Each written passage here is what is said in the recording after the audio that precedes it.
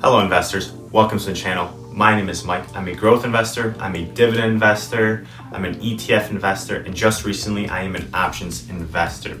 My main goal on this channel is to help you build wealth the right way. If you're interested in any of those topics and would like to follow me on my journey, then definitely like and subscribe.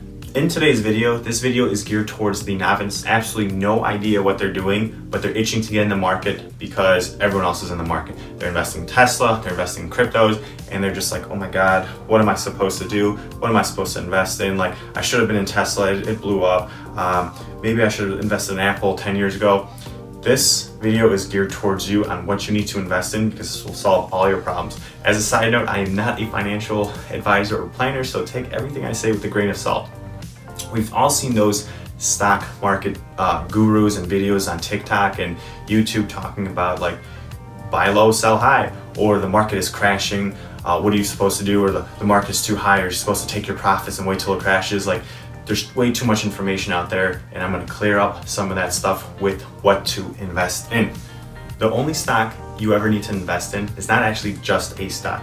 It's actually an ETF or an index fund, and the two are VTI and VXUS. So these are the two that I want you to be investing in.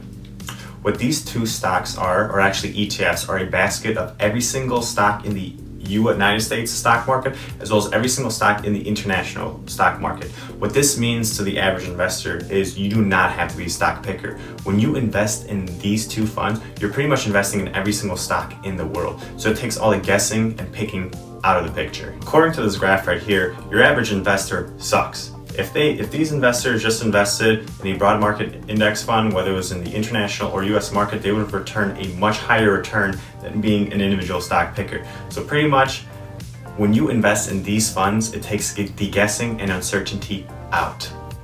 Investing in these funds are a set it and forget it style investment. All you have to do to get started is open up an account in a brokerage firm, deposit some money, wait for that money to settle, pick VTI, pick VXUS, or if you're doing an index fund, look up the index equivalents and then split your money 50% between both funds, and that's it. Market's going up, you're going to keep putting money in. Market's going down, you're going to keep putting money in. What the key here is to cost average your money, because when you're buying at the high points and all the low points, when you're consistently putting money in, over the long haul, your value of your portfolio will increase.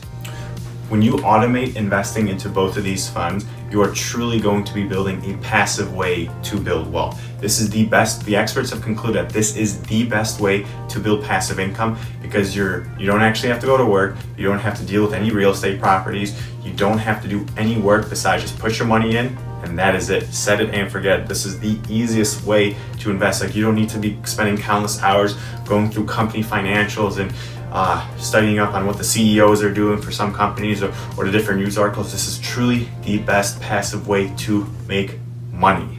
Let's continue talking about these funds. Both funds had a pretty decent return over the last 10 years. The US one, or the VTI one, has had an average return rate of 14% year over year for the last 10 years. The international stock one, the VXUS, actually didn't do too good. It had a 5% return over the last 10 years. But one key thing I would like to talk about is that for the 1 year return, the fund returned 48% return. And I had a video, I had mentioned this about in another video, talking about how it would be a wise thing to do to be investing in the international market. The reason why you want to be investing in the international market is because the middle class in the United States has been pretty much stagnant. It's not necessarily growing too much, or it's not decreasing too little. Like, pretty much it's been where it's at for the last 10 years. Where middle class is growing pretty drastically is in your international markets, predominantly Southeast Asia. What that means is any of the companies that are in the regions where this middle class is growing means that they'll have more cash flow coming in the future, because guess what? When you have a solid middle class, what middle class people like to do is they like to spend money, and that money will be put into companies, and that will be increasing their balance sheets. So in the future, investing in the international market would be a wise choice, which is why again, not a financial expert or anything like that, but I would want you to split this 50-50. Let's go on to the next topic, the expense ratio. Both funds have a very minimal expense ratio. One I believe is 0.03, I believe the other one is 0.08. Pretty minimal what these expense ratio is. Whatever dividend that either one pays out will cover the expense ratio. I'm not going to spend too much time on it. Paying the expense ratio is a lot better than spending countless hours trying to figure out what stock to pick or not. The next thing I want to discuss why these funds are really good to invest in is the market capitalization.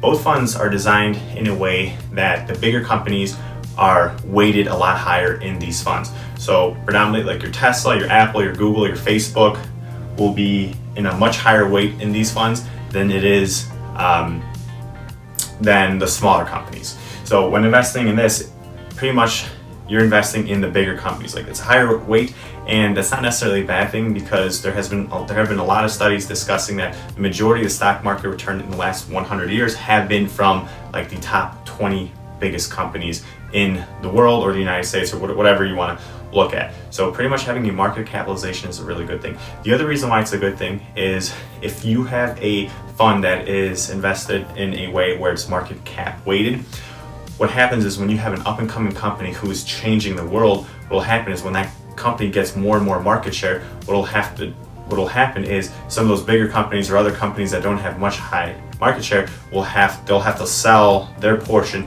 to put into this up and growing company, which is a good thing because you're not going to miss out on your Tesla that's blowing up or your Apple that's been blowing up for 30 years. Like you don't have to do any work and you'll be investing in it. So that's another good reason. There's also another thing about if you have a pretty bad company in the market cap weighted index fund or ETF like this, is if you have a company that's not doing good, they're down in the dumps, like that company will lose more and more market share and not all that money that you're investing in will be put into there. So it's pretty much a winning combination when you have a market weighted index fund. So the market capitalization is really important. The expense ratio is good. The returns have been pretty solid for each one. And then the final thing I want to talk about is the final word. All right, time for my favorite segment, the final word. You know, I'm not a stock market expert or anything like that, so pretty much, again, take everything I say with a grain of salt. But if you are that novice investor who just really wants to be in the stock market without having to do a lot of work, this is the way to invest. There is really nothing better for you to do. You just put your money in and you grow it over time. But the key here for this to work is when the stock market is going up, you're not selling it. And if the stock market is going down, you're not selling it. You're just consistently buying, whether it's going down or up. And you're gonna keep buying in the highs and the lows and everything like that. You're just gonna keep buying it. This is not a get rich quick style of investing, but this is the truest way to build wealth. This is not like throwing all your eggs into Dogecoin and all of a sudden like you're up $15 million. That is not investing, that is gambling. Don't do that. This is a way where you grow your wealth brick by brick. The truest, best way to do it and the most passive way. You do not have to spend any time putting in any work, picking out your stocks. This is the best way to passively invest and grow your wealth. Most styles of building wealth, you have to put time. If you're doing real estate, you're renovating places, you're flipping them, you're doing rentals, your tenants suck, a lot of work. The other best way to become a millionaire pretty fast is owning your own business. But guess what? For the first 5 years, you're spending an immense amount of time that eventually adds up in the future. But if you want to really not do anything but want to do something, this is the way. You're pretty much by investing in these funds, you're pretty much spreading your risk across these 7,000 companies in the entire world. Limits your risk, much high upside.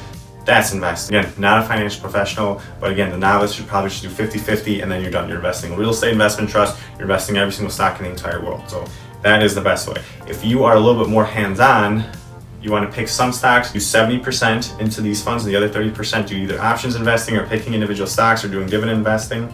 In my particular situation, if you guys watch any of my other videos, I have a high emphasis of my money in growth, and my goal is to try growing that as fast as I can. The reason I can do that is because me and my fiance tie our finances together. Predominantly, she is investing in this that we have right here. So I have a very similar approach towards her investments. I have broad market index funds, where she invests in, where 20% I have a more riskier portfolio, and that allows me to put a decent amount of the money that I make into the growth holdings. But again, every person is different. But if you are itching to do something but not trying to put in a lot of work, this is it.